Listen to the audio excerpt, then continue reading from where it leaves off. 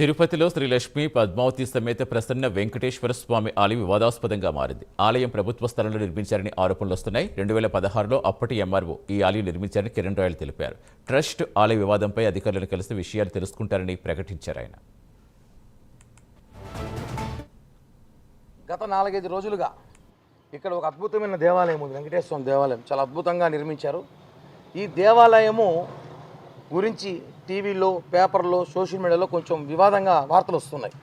ఎందుకు వస్తున్నాయి ఏంటి అనేసి కూడా చాలామంది సనాతన ధర్మం కోసం పాటుపడుతున్న నాయకుల దగ్గర మేము పనిచేస్తున్నాం కాబట్టి ఏంటి అలిగేషన్ చూద్దాం ఒకసారి. 2016లో అప్పుడున్న ఎంఆర్ఓ గారు దీన్ని నిర్మించారు. ఇప్పుడు ఏ ఎంఆర్ఓ వచ్చినా దీన్ని చైర్మన్గా ఉంటారు. ఈ టెంపుల్కి ఎవరు వచ్చినా ఉంటారు. ఓకే, ఒకవేళ వేరే మతాలు వస్తే అప్పుడు చెప్పలేము.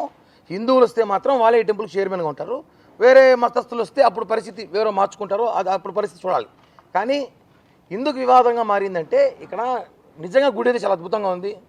మంచి గుడి. ఇక్కడ ఒక మినీ కళ్యాణ మండపం లాగా ఉంది. ఇక్కడ వాహనాలకి ఒక పెద్ద మండపం ఉంది. ధ్వజస్తంభము, మహాద్వారం, అసలు తిరుమల తలపించి సెటప్ లాగా అసలు చాలా అద్భుతంగా ఉంది. కానీ ఇక్కడ బాధ ఏమంటే ఇది ప్రభుత్వ స్థలం అని చెప్పి ఒక వివాదం ఉంది. అది ఎంతవరకు పోతుందో తెలియదు. ఎందుకంటే దీని మీద ప్రభుత్వ స్థలంలో ఎలా ఉందంటే ఈ రోజుల్లో మనం ఏదైనా చేసుకోవాలన్నా ప్రభుత్వ అనుమతి తీసుకోవాలి. ఇది అనుమతి తీసుకోవాలో లేదో నేను ఒకసారి దీని మీద ఎంక్వైరీ కనుక్కుంటా. కలెక్టర్ గారిని కలుస్తా, ఎంక్వైరీ చేస్తా. ఖచ్చితంగా ఈ ట్రస్ట్ ఏదైతే నిర్మాణం చేశారో వెంకటేశ్వర స్వామి ట్రస్ట్ ఏదైతే ఉందో ఈ ట్రస్ట్ కూడా ఒకసారి మనం విచారించే అవసరం ఉంది. నిజంగా మనం అందరం భక్తులే. వెంకటేశ్వర స్వామికి ఎక్కడ కూడా సే మనం ఏమంటామంటే ఇక్కడ చాలామంది రకరకాల ఏదో రాజకీయ ఆరోపణలు లేకపోతే ఎవరో వ్యక్తిగతంగా ఎవరో చేస్తాను, అదైతే కాదు. కేవలం ప్రభుత్వ భూమి, ఇంత భూమిలో ఇంత పెద్ద సెటర్, ఇంత